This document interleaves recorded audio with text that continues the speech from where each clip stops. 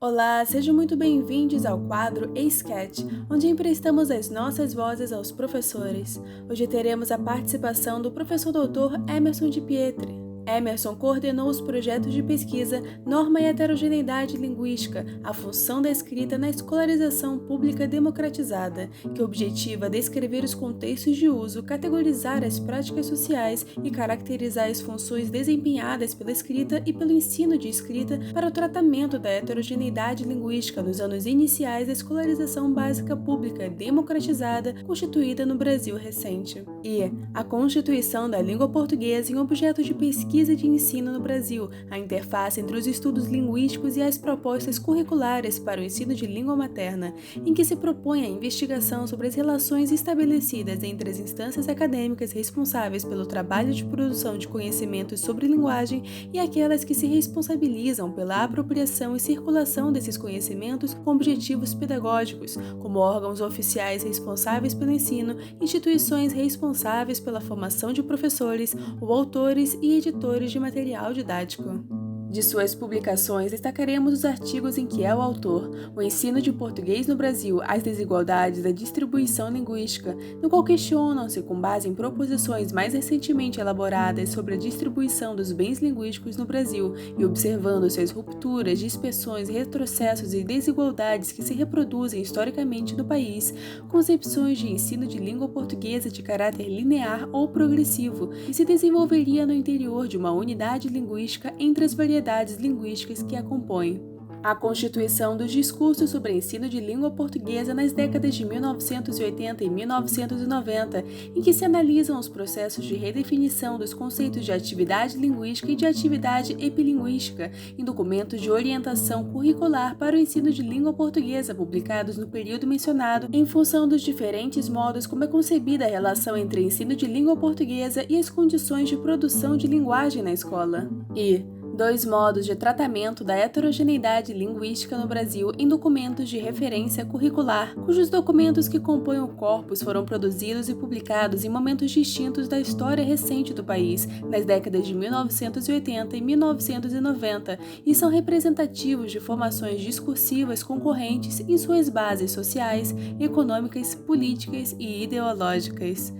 Obras que atiçam a nossa curiosidade. Então, com vocês, Sketch, Ato 26. A constituição da língua portuguesa em objeto de ensino e de pesquisa no Brasil é um processo interessante e desafiador,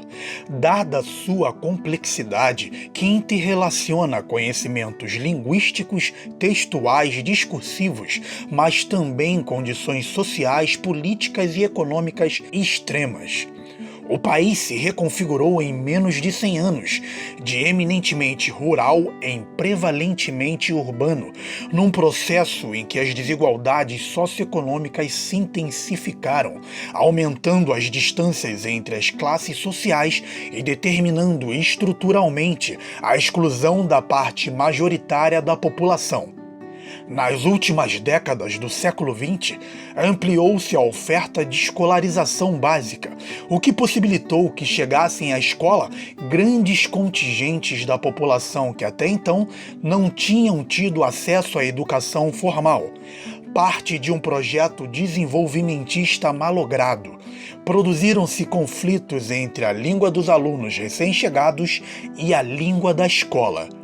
O que significa ensinar língua portuguesa na escola numa sociedade que se caracteriza pela clivagem econômica, pela violência a que são submetidos aqueles que historicamente são estigmatizados por sua origem social, por sua raça e pela língua ou pela variedade linguística que falam.